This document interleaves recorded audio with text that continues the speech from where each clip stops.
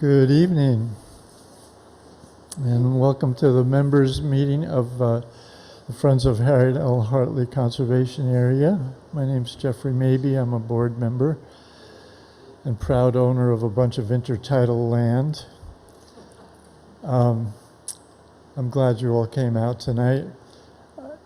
I am happy, delighted to introduce Karin Spitfire, who we were just talking, I think I've known for 43 years. So I've known her in her many iterations.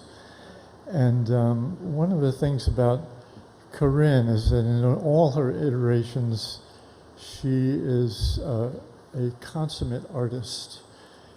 Everything she does is artistic and extraordinarily crazy stuff sometimes that she does, but and most often, if not always, it is mixed with activism and a passion for justice, equality,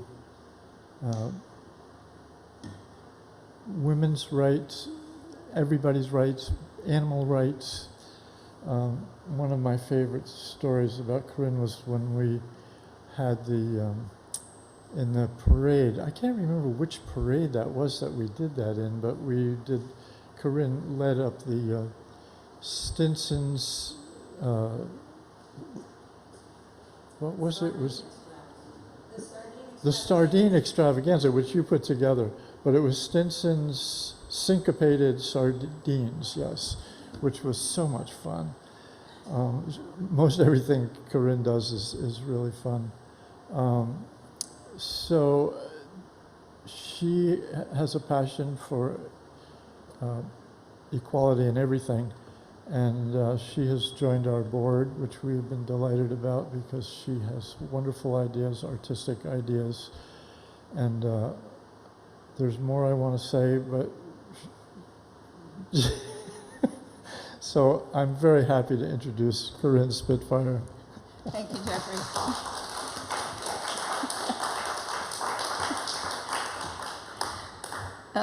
Thank you all for coming. Welcome. And thank you, people online. Hello.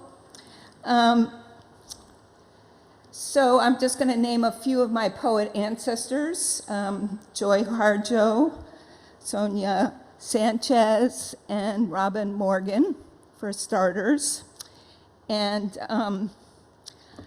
this poem is called Liquidation, and I am giving it tonight as my land acknowledgement. I started writing it in 2016, and I had to edit it many times because I learned so much and so many mistakes I had made. So I just want to say that any mistakes that are still in here are mine. And in 2018, when we had 5 other great candidates for Democratic governor, it was called Anyone But Janet Mills.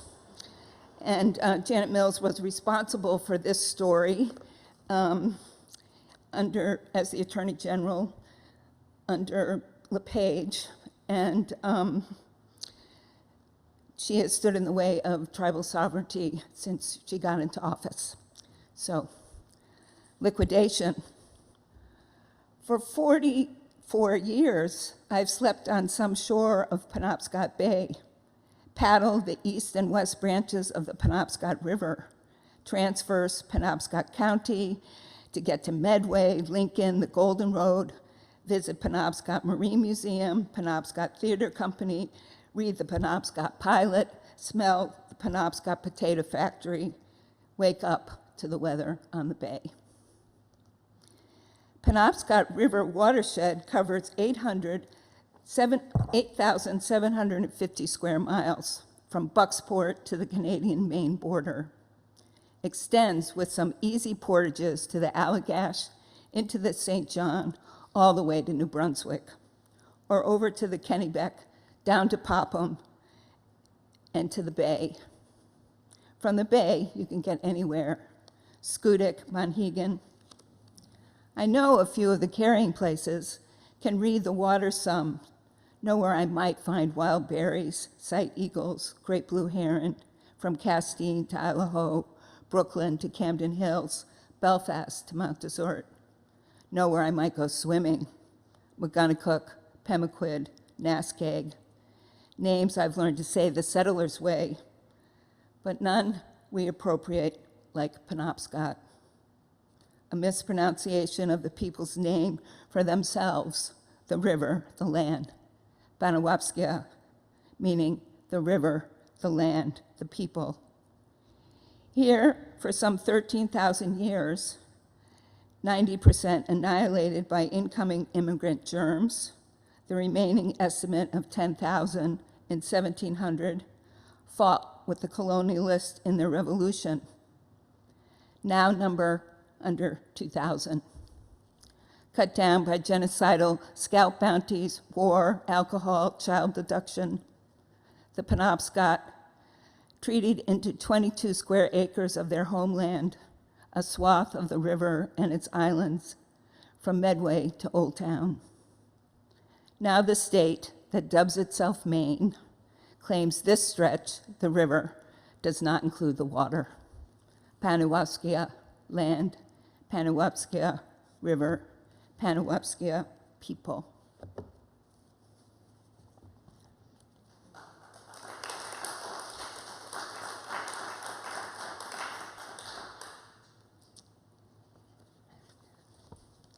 So this is the introduction. Oh, I just want to say, you know, the other guy looks worse, and really, I had some Mohs surgery, so I'm fine.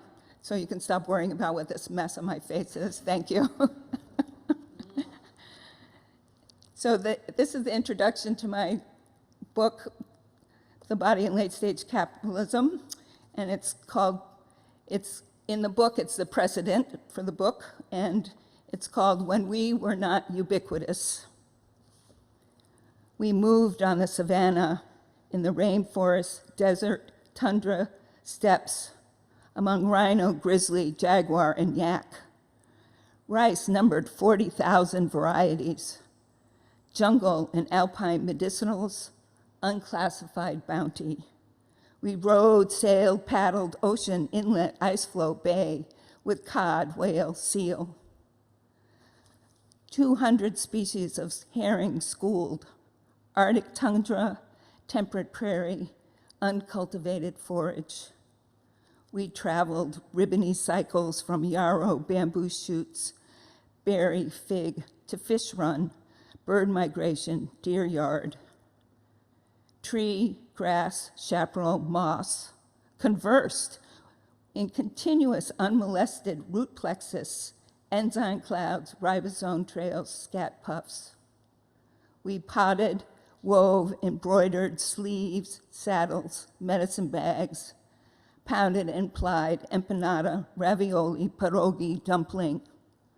Wind, rain, snow, high elevation, sea level, vegetation, fauna, molded our muscles and song. Before God claimed the word, unpronounceable, unspeakable, before men called the word Father, Oma dripped from our lips. Love was an action, and that hasn't changed.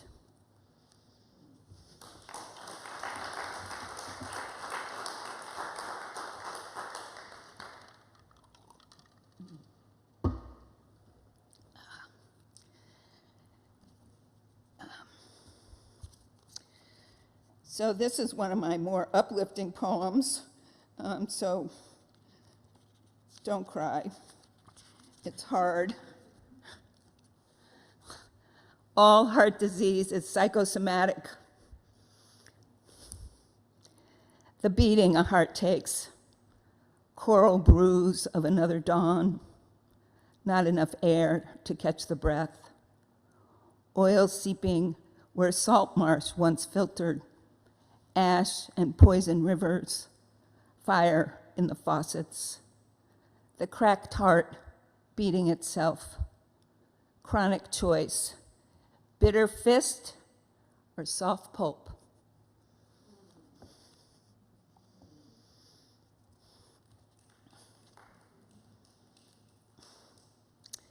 So I was a poet laureate in 2007, and I wrote one of the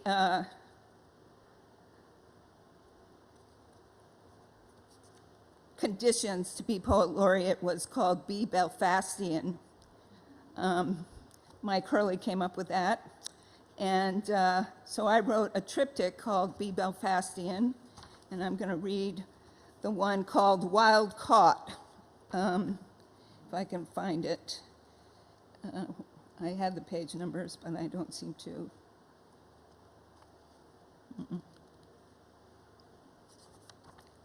There it is. Okay.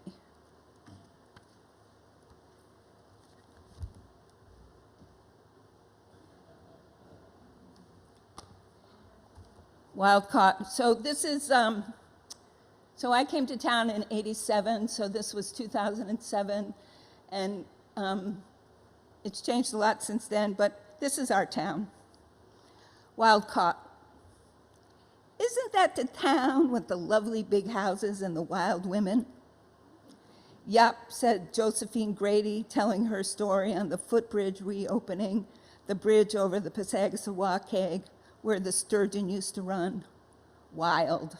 That would be the part of Belfast I know. When Barbara's, cum Bruno's, cum the neighborhood, cum Zoots, what's it called now? Frond was being boycotted because two women dancing together were thrown out. When Sue Farrell was fixing instruments and Mary Weaver's productions were regalia, pagan, and packed. And we danced all night at the Susan B. Anthony Club on the 3rd floor of the Oddfellows Hall over the Grasshopper Shop, which was previously Woolworth's, and it's now Chase's Daily. After that, we closed the Belfast Cafe, run by Mayor Mike, and waited on by Lisa Newcomb. But we never got as wild as Rollies. And it won't be appearing in Jay Davis's history what happened when the wild women met Bill W.'s club. But it is a good example of divergent groups facing the same problem amid swashbuckling on all sides. The circle eats open, language changes, we tame down when we have to rub shoulders. Wild is a part of Belfast, be it the shining homegrown heirlooms, Anita Robertson, Eunice Palmer, Susan Laughlin, or the invasives like me, Peg Worth, Sharon Walsh. Characters, opinions, big hearts, civic minds, all a little rough around the edges, even when we get cleaned up. Now we're talking this Belfast brand. The world market telling us that because we are not completely a strip mall monoculture shopping opportunity, we still actually have culture. Old-fashioned hometown culture. Idiosyncratic and eccentric for its very existence. We have a draw, something unique and special to bank on if we play our hand right. It's a good analysis as far as it goes. But me, I'm feeling a little bit like salmon. A few years ago, wild caught was oxymoronic. Now it means us.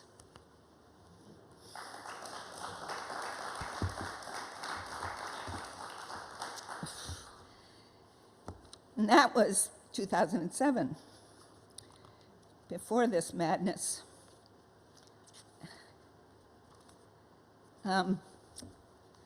Back in the day, Nancy Burwell of Basil Burwell, Belfast Massacre fame, used to have an open mic. It was one of the first places that I read, and she used to have holidays that she celebrated.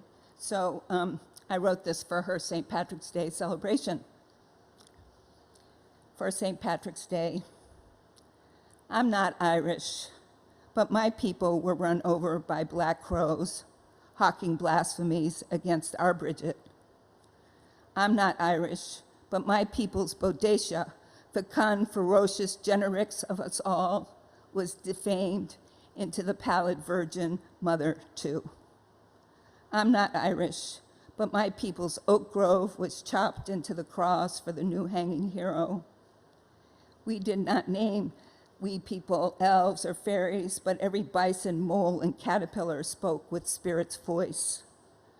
We did not tie Celtic knots or Gaelic speak, but Pasanki, our sacred eggs, also went the way of Easter.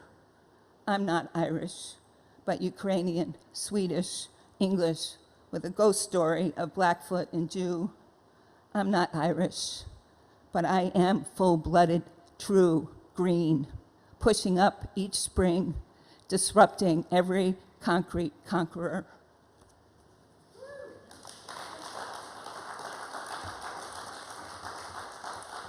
Now, I hope Kim's listening because this one's for her, and it's for all of us. This is what Nordic is doing to Nordic, Belfast City Council, the Belfast attorney, the Belfast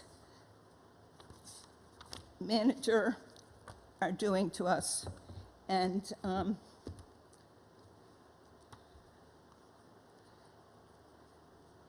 so when I say every time it's time to eat, just think every time it's time to think it's over. Where is it? Okay, I'm shaking. That's all right, I do.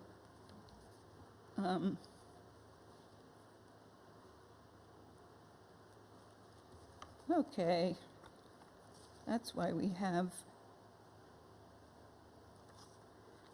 a table of contents. Here we go. Digestion. When you've bitten off more than you can chew, it takes a long time to digest. When you've bitten off more than you can chew, or more precisely, when more than you can chew has been shoved down your throat, it takes a long time to digest. When more than you can chew has been shoved down your throat, you have to chew more than you can bite off. When you have to chew more than you can bite off, when your alimentary tube has been reamed top to bottom and vice versa, the sphincter muscles, the epithelial lining, and all the nerve endings are confused every time you eat. Every time you eat, the gagging, barfing, and scared shitless sensors are activated. Every time it's time to eat, the gauntlet has to be fooled. When what has been shoved down your throat is more than you can stomach, it takes a long time for the weight of food to calm the nerves, for the blood to infuse tube linings, for the muscles to motor smoothly, to take in what is needed, to know what is not, to relax the sphincters. It takes a long time for the gut reactions to be restored, for all the natural acts to regain instinct.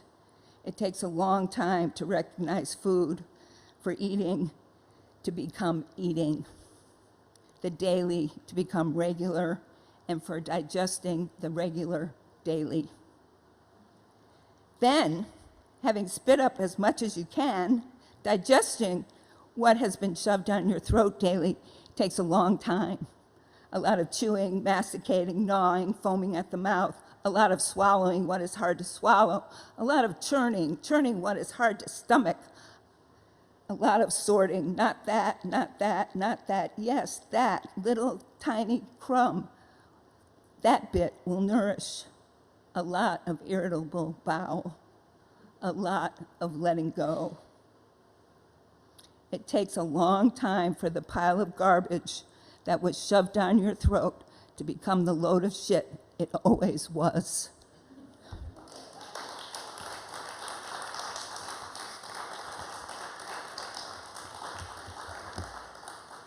So we're going to have a little musical break now. I want to say there's a basket back there for money. If anybody wants to donate to the Harriet Hartley Friends of the Conservation Area, you can put those words in the right order. And online, I'm sure there's a way you can do it. So I'd like to introduce my best friend for 47 years, Catherine Robin, who's a singer, songwriter, and poet in her own right.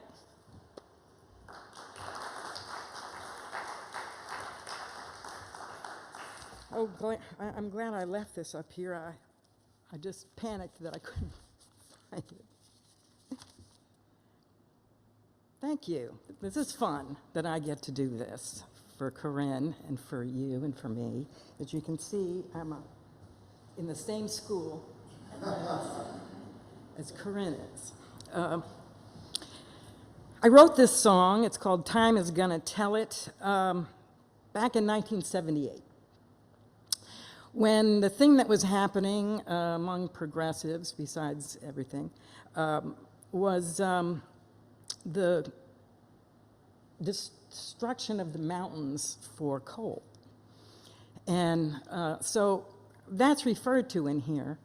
I stopped singing this song because I couldn't imagine that people could see that as a metaphor for everything that's happening now. This song is still relevant, but for so many more things than the mountainside. So I hope you can fill in the blanks, because it's way worse now. And this is going to uplift you also.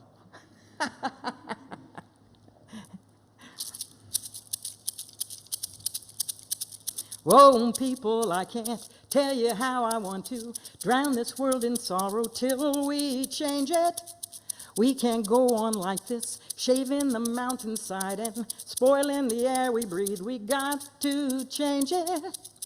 We all know too many survive through suffering, and it's not them who need to understand that the earth is round and you can't harm one thing without making the whole thing ragged. Oh, time is gonna tell it all. We can't let them rape the women and let them rape the land till nothing alive is sacred and the world falls to the man. Whoa, women, the earth and us, we could fall to the man. Whoa, people, you can't say I'm wrong and drown this world in sorrow, 'cause you will drown too. We can stop the madness, at least change the way we live, for this world is round and we can spill it over. Oh, oh, oh, oh. Time is gonna tell it all. We can't let them fool and rule us and watch them take our land till nothing alive is sacred and the world falls to the man. Whoa, people, the earth in us. Whoa, people, the earth in us. Whoa, people, the earth and us, we could fall. Don't let us fall to the man. Whoa, people, I can't tell you how I want to drown this world in sorrow.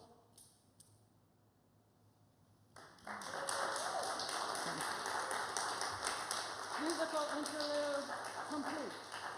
What? Musical interlude complete.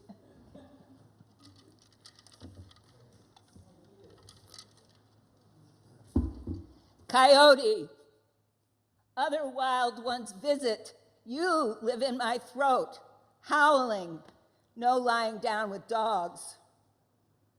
Other wild ones visit. You live in my throat, howling, no lying down with dogs.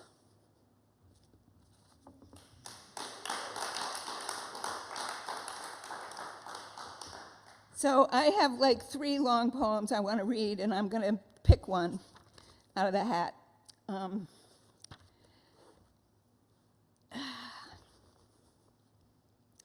This I wrote after 9/11. Backfires. 1. I was falling asleep praying, praying to that sort of business, that engulfing bigness I saw when my mother died, for a miracle in the Middle East.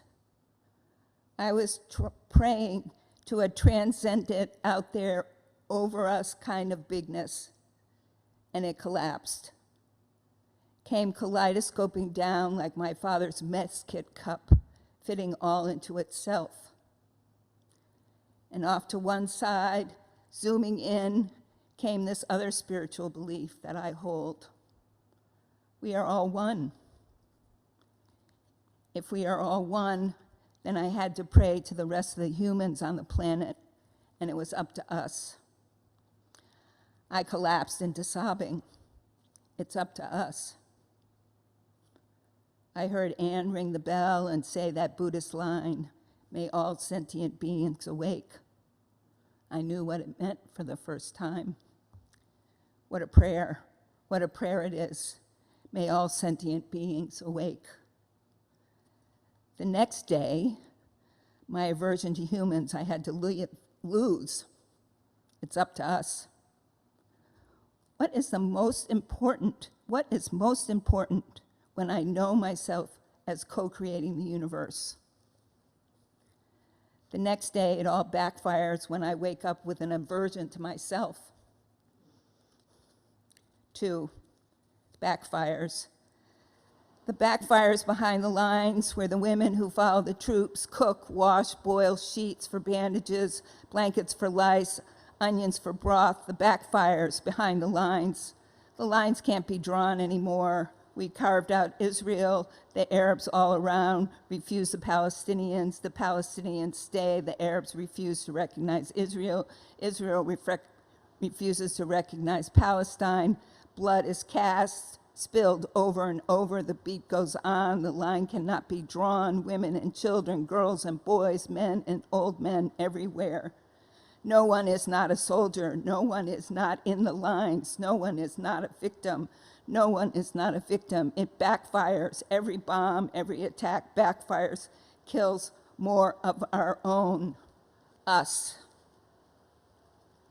3, I'm getting countless redundant requests for money from the Sierra Club, the Wildlife Federation, the National Resource Council, the Heifers Project, Save the Children, End the World Hunger, Keep Abortion Safe, now United Farm Workers Civil Liberties Union, and the Democratic Party.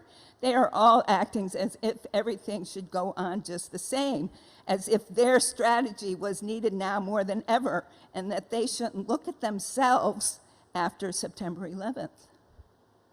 No one is saying 911, the bell rang, wake up. They're saying how the world has changed and doing more of the same. Send us money to save the Arctic, the rainforest, the tiger, the panda, the whale, the rights, the child. Give us money to reform elections. From, if you could call it that, the other side, I'm getting countless offers for credit cards, 0% for 6 months, 4.9% for life of the loan, Citibank, First Bank, NBNA, First Card, Chase, First National Bank. They are all giving me debt offers. Do my part in the strings and mirrors dance to shore up the economy in the name of freedom and democracy for the richest of the rich, consolidated abuse of power in the most life on the planet risking manner. What exactly has changed? There are no lines. There are no behind the lines. Plenty of behind the scenes. Power mongering, greed, frenzy feeding. The sharks are all swimming, called out by the blood. 4, there are no lines. It is all just backfiring. We all got the same bloodlines. 4 little proteins, a tetragrammaton, proliferating every living thing on the planet. Human blood just backfiring on ourselves and every other living thing. The only way to fall out is into something different. Kissing the hard truth. It is up to us.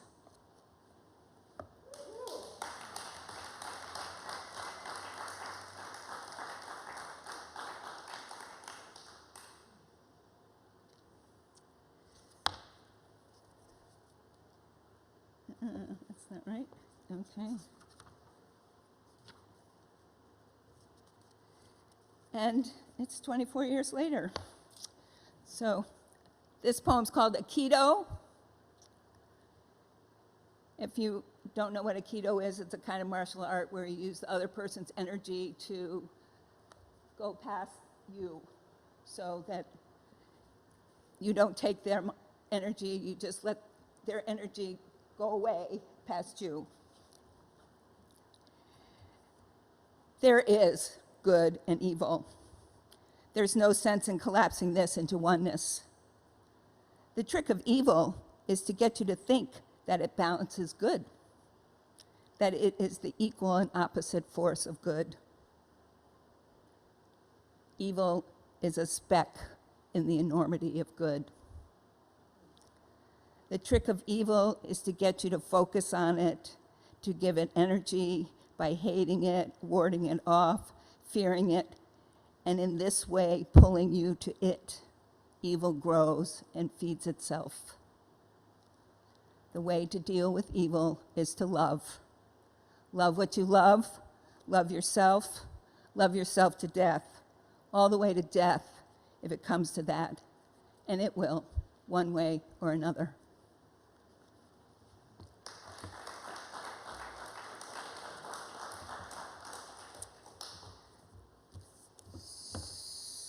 So, I happen to be in this anthology about the Penobscot River, and the last, Liquidation is the first poem in the book, and the last poem in the book is written by a high school sophomore.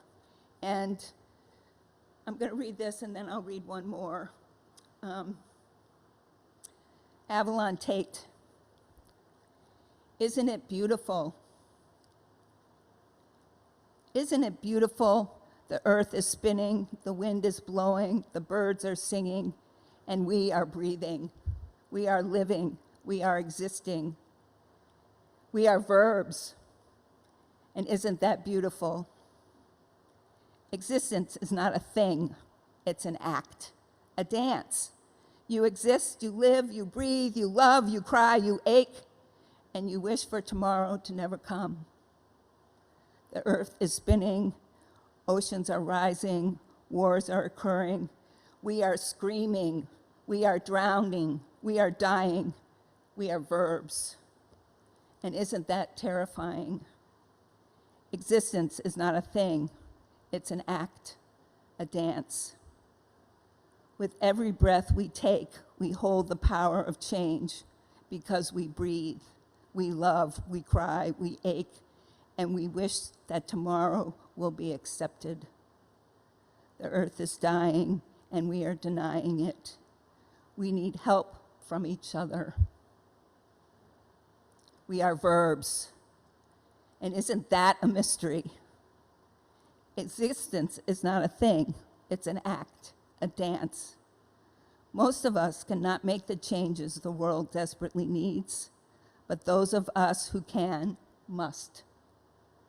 Because we love, we cry, we ache, and screw tomorrow, because today we need to breathe.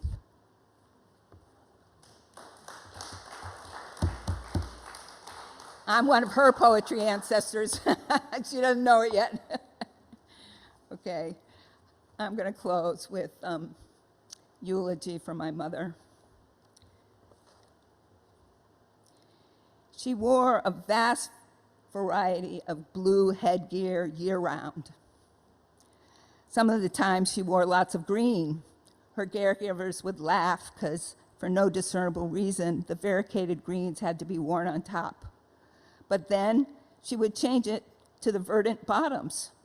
About this, she was quite adamant, as if her life depended on it. With the green uppers, there were also snowy white bottoms, which sometimes proved problematic, but she insisted. Aging in place, everything around her was a cacophony of colors, shapes, polka dots, florals, dahlias, chrysanthemums. She stipulated a jaguar hidden in the leaves, wild monkeys, and palm fronds towards the south. Sunrise and sunset, of course, facing east and west. east with ocean and its critters, west with mountain, puma, grizzly. She did let the north be just blue and white, and underfoot, well, every new helper was either freaked out or oblivious to the riot of creepy crawlers. And yes, above half was blue with white clouds. There were endless discussions, and the other half, the night sky. There were endless discussions before she decided what phase of the moon and the time of year the stars would shine. All sorts of people found thin reasons and excuses to visit her, because being next to her was a breath of fresh air. When you came to see her, she would ask you to sing. If you could do a jig, tap, or recite poetry, even better. And she always asked how you were, and after your children and your children's children. Being the force of nature, she was able to convince her caregivers to take her in the wheelchair van and drive her not to one, but two of those accessible nature parks. When she got there, she had long, serious talks with the lichen, the moss, and granite. Then giggles and quips with the swamp grasses, peat moss, and intertidal mud. As time passed, she left her own sanctuary less and less. Sometimes she forced us to put on the news. Then she would weep for days. When the power grid went down, which it did more and more often, she'd have them push her and anyone else who could come into the dark to stare at the Milky Way. When she did come out, others would stir, stare, become weepy, glad, something. The collective energy of the place notched up. My mother's presence did that. And when she smiled, sometimes there would be mayhem. In the end, well, it's too gruesome to talk about, because besides, none of us were around. She was left to her own devices to heal her scorched skin, fracking wounds, poisoned bloodstreams, to metabolize all the carnage and remember her beauty.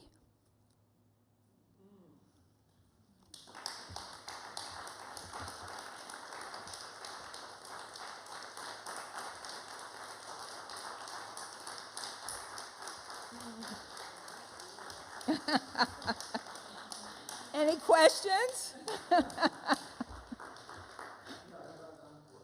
Oh, how about an encore? Okay. Not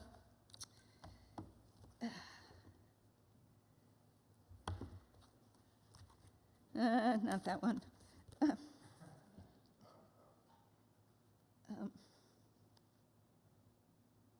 Okay, this one.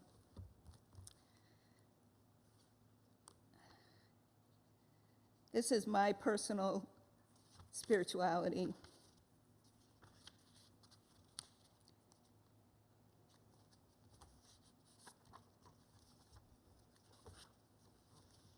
Body memory. We have all gone over and over again to the grove trees, to the fire, to the rhythm, to the foot stomping, arm waving, voice raising circles for communion. We have all gone over and over again to the clearing of the air, to the moving mass of us in authentic unison, freeing the evil spirits, freeing the possessed, condensed, coagulated, depressed, freeing from ruminating and clogging the to-be opened and empty spaces of our body-mind. We have done it over and over again in the names of gods and goddesses, spirits, fairies, cosmology, to realign, clear out, open up, clarify. We have over and over again created and passed down messy, unattainable structures, loose, formal, strict, precise, with small coats of transparency to hold the numinous, to balance the multi-diversity of oneness. We have created and practiced forms, egg dyeing, sand painting, lei making, yoga, tai chi, hora, to call home to ourselves the shimmering light in the grain of rice, the fresh life bursting under our tongue as we crush new greens between our teeth. We have given thanks over and over again for the nourishment of the bright berries eaten by the wild deer, the precious egg. We have fasted, made flower offerings, killed the lamb, rolled in the fields naked, drunk with springs bursting to mix the gene pool.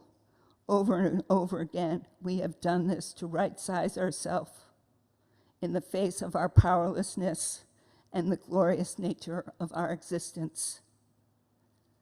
We have reminded ourselves daily, weekly, at equinoxes, solstices, at births and deaths of our best examples. We have done it in the hollow diversity of the lands we inhabit and in the sounds rising up into language. We have all done it. We have done it longer than Allah's revelation to Muhammad, the resurrection of Christ, or the enlightenment of Buddha. We have done it longer than the secularization of the act of production, before the day of rest and devotion fell away from feeding the babies, making the tortillas, weaving the baskets, arranging the flower hats to wear up the mountain and place at the foot of the goddess. We have done it with the seamlessness of dawn breaking on the horizon, with a great shout at the rising orb's appearance. We move in and out of the tides of need, expression, worship, art, utility, with the relentlessness and uniqueness of the waves on long sand beaches or granite pounded edges. And we are still called every day past the edge of materialism, past the edge of language, to joyfully acknowledge the spiritual essence of our physicality and to act accordingly.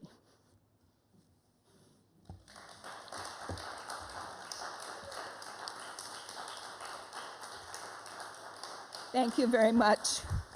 I'd like to say it's a pleasure to read so much poems all at once, and I want to thank all of the board members of Harriet Hartley who have done so much work for so long. I just came on board 6 months ago, and you know, I have the general overall picture of how bad things are, but getting the details is horrifying. So thank you all for stomaching it, and pretty soon, hopefully, the pile of garbage will become the pile of shit it always was.